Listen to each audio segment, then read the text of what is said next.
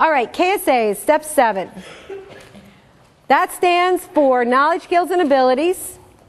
And people really don't like writing KSAs. Oh my gosh, I got to tell you a story.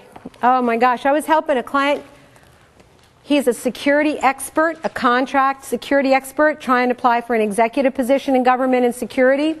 And I was reading his KSAs.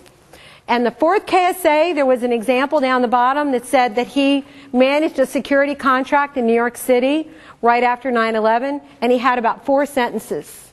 And he wrote it like that he had a security contract after 9/11 in New York City. And I went, really? You had a contract to manage security right after 9/11? He said, yeah, I was the security contractor at the World Trade Center, and I was there one day after the terrible thing happened, and I was there for 5 months. Oh my soul, he had that as the last paragraph, the 5th page. I mean, it was so buried. Oh my God, I couldn't believe it. I said, this has to be the best security story I ever heard. So I said, oh, I just can't stand it. You got to rewrite it. It's got to go top, page 1.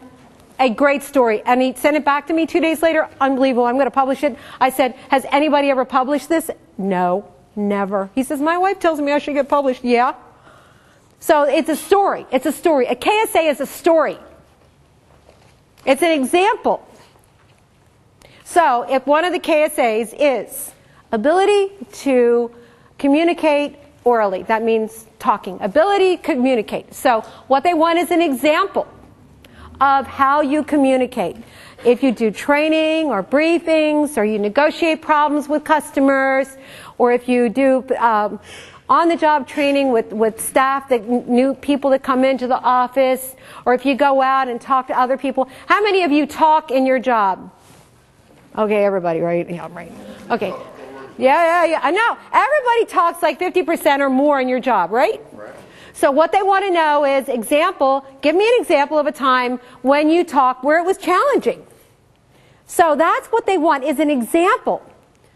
Now, you may not have a Walter Reed story or a September 11th story, but all you have to do writing KSAs is write examples. If you were to keep a top 10 list of things that you did, customers and databases and Excel files that save lots of time, that's all you have to do to write a KSA. They grade the KSAs. They're graded. You get a score of 5, 3, or 1. 5 is, the best. 3 is medium. 1 is terrible. You're gone. So just think about it as an exam. And if you want to get a high score, if you want to get an A, you're going to give a very good example that demonstrates that you have the knowledge, skills, and ability from your accomplishment record.